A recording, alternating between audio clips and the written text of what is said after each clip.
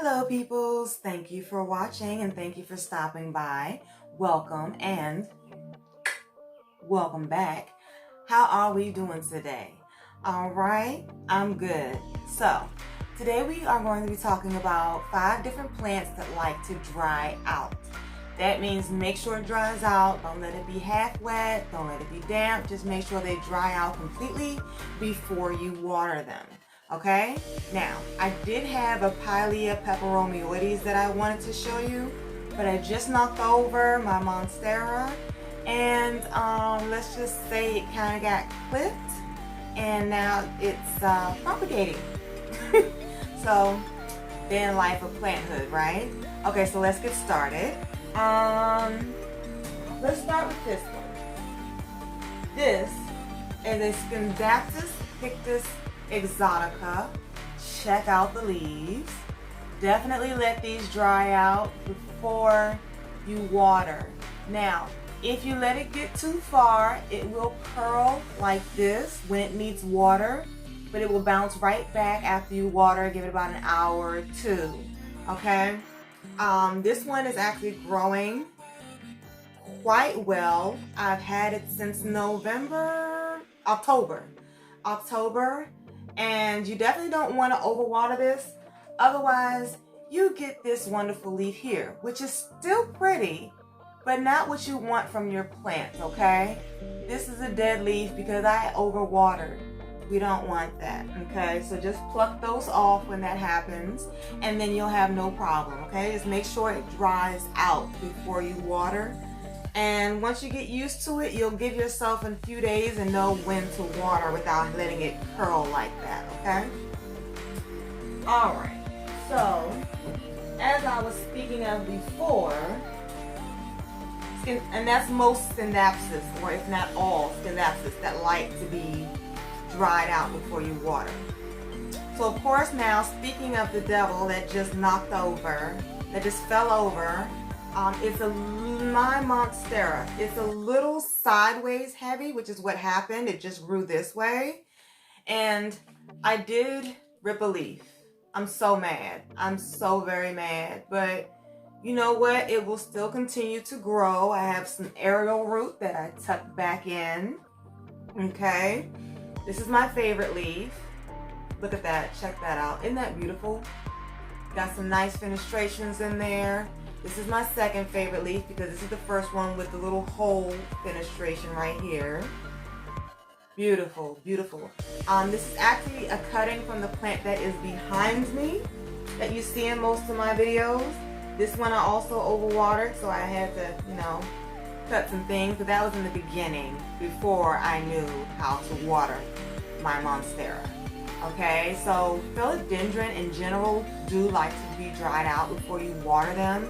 I definitely have to use a moisture meter because sometimes the top looks very, very dry, but then the bottom half will still be wet.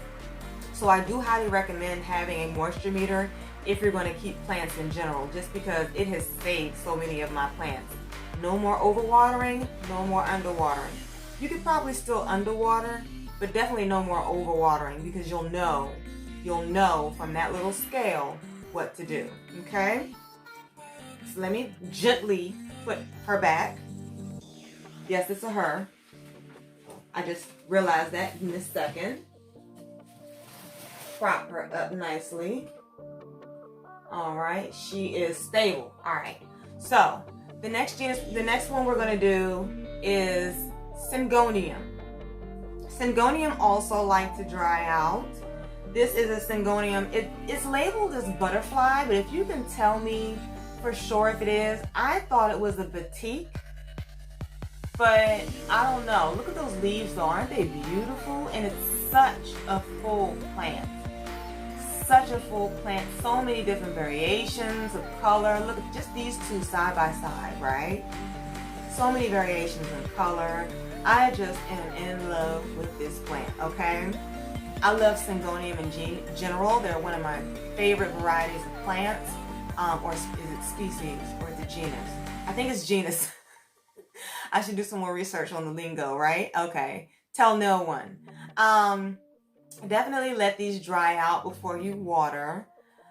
They will get yellow leaves, or they'll get crispy, soft crispiness around the edges. I've done really well with this because I have another Syngonium before, and that was my trial plant, let's say. I can actually show it to you now, just as a bonus plant. This one here is just crawling. Now, these plants can grow like this and just crawl, and they can hang, or you could tie them up like so. I actually can't find my Velcro wrap, so I will be tying this up like so eventually, because I don't want it to hang. I want it to sit upright. I don't mind it hanging. I just want it to sit upright for whatever reason. I have no excuse or reasoning behind it. I just think I just think it looks prettier standing up, doesn't it? Look at that. This is a Syngonium holly, and I love the pale leaves on it with the green trim. It's very nice. It's very nice. So let's put her back. Most of my plants are she's, by the way. Don't know why, just what happens. Okay, so our next one we are going to do Peperomia. This is a Peperomia Piccolo Banda. Now, I'm in love with this plant just because of the coloring on the leaves. And just so you know, most Peperomia do like to dry out. I don't think I've seen any that don't like to dry out, but these definitely like to dry out before you water, okay? Check out this pattern on these leaves. Look at that. This got a nice pattern. The texture is cute. It was leggy, but I did cut some, so I'm propagating now. But this is just pretty. I just like it. It's simple. It's straightforward. It's full, very full.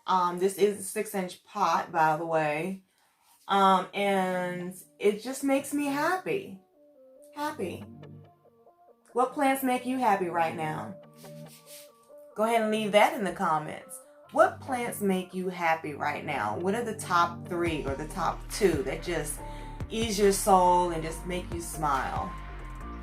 Okay, last but not least, the substitute for the Peperomioides, Pilea peperomioides, is phthalianopsis orchids. This is in sphagnum moss and bark 50-50, and then a little dash of perlite just to keep the flow going. You see I have a lot of new growth. I just watered it yesterday.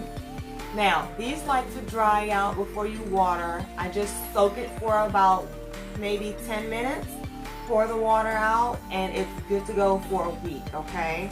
But I do let it dry out. That is the topic of this video. I let it dry out completely before I water.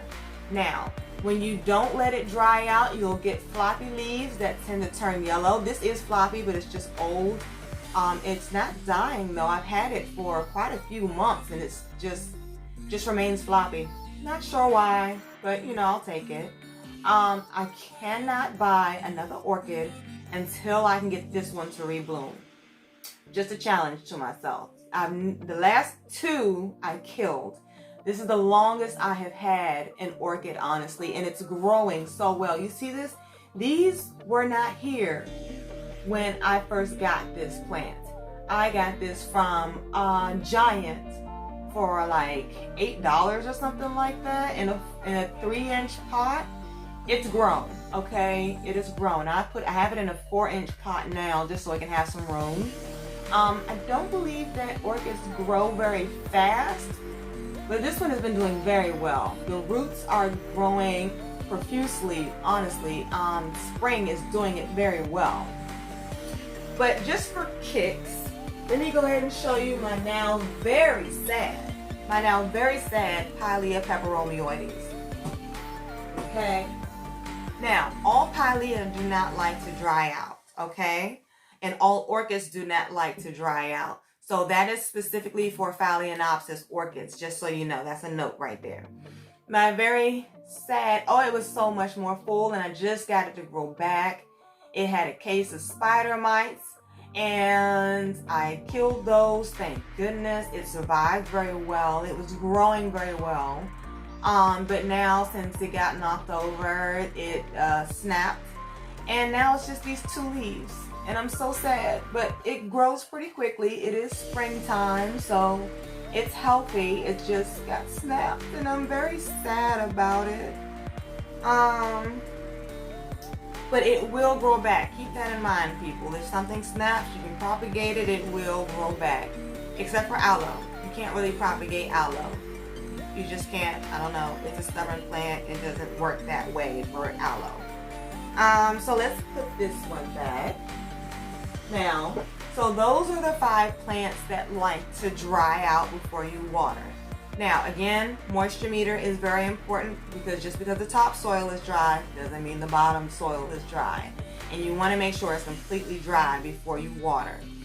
Okay? I have all these plants under medium light, with the exception of the Syngonium butterfly batik. If you know what that plant is, please let me know. That's in bright light, underneath a light fixture. So we have these 5 plants, and I think we got a good idea of what you need to do, what you need to look for if you are an underwaterer. These are great options for you, very great options for you, and there are so many different types and varieties in all of these plants that I've shown you today. So thank you for watching. Hope you come back. Don't forget to like and subscribe, and we'll see you next time. Laters.